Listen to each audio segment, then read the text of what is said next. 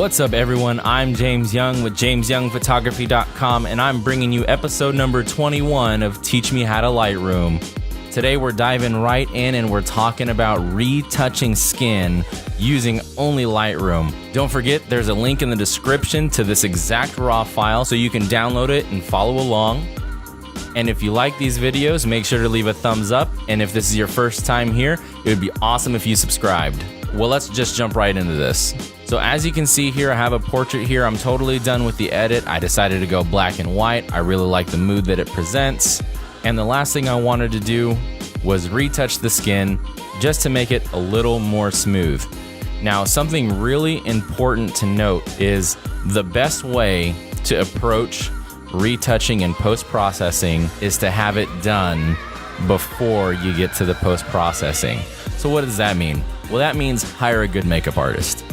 And I'm just being blunt with you about that because there's a lot of magic that we can do in post-processing, whether we're using a simple method like what we're gonna go over in Lightroom, or you go into Photoshop and you start doing frequency separation. I mean, there's only so much we can do. So I'm a big fan of what I call pre-post processing, meaning take care of it before you get in front of the camera. But for doing something simple like this, just cutting down some of the edges, this is gonna work perfect for you. So what we're gonna do is go to the adjustment brush, or you can press K on your keyboard, whichever one suits you best. And I already have it set up here. I've actually saved this as a preset for myself so I can select it and use it later. So check this out. Over on clarity, I have it set to -52, and this part's even cooler.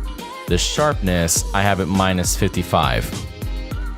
Now, keep in mind, different skin types, different ethnicities, different lighting situations, etc., it's all going to change a little bit the way you approach this. So this is really just a starting point. This is not some sort of use these values every single time, because every single time is different. But this is where I usually get things started. A couple of other housekeeping things that I always do is I tend to use a little bit of a smaller brush, and I keep the feather at 100, flow at 100. And then, as you guessed it, you just start painting that face. So here we go. And this is gonna be just a really kind of a quick and dirty job here.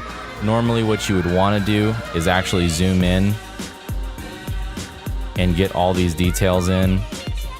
Make sure you're really cutting in there. One thing you wanna be careful of is not brushing over things that really actually do have a lot of detail in them. So like, for example, lips. You don't wanna cut the detail out of lips for the most part.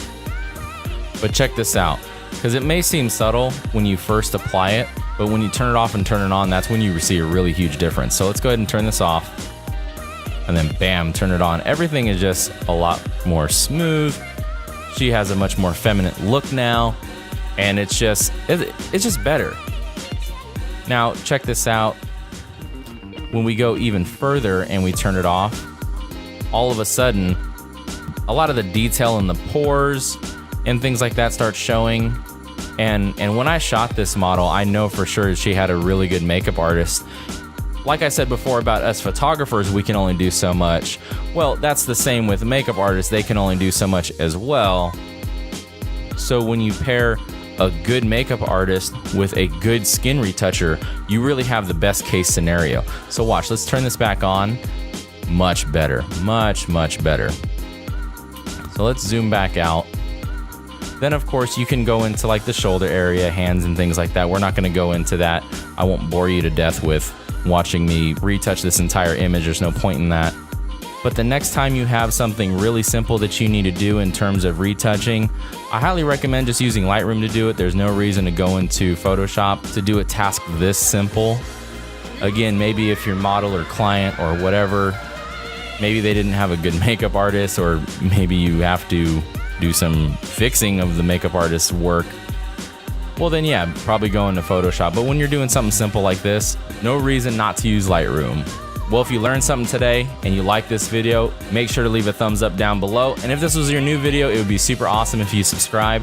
I'm James Young with JamesYoungPhotography.com, and this is Teach Me How to Lightroom.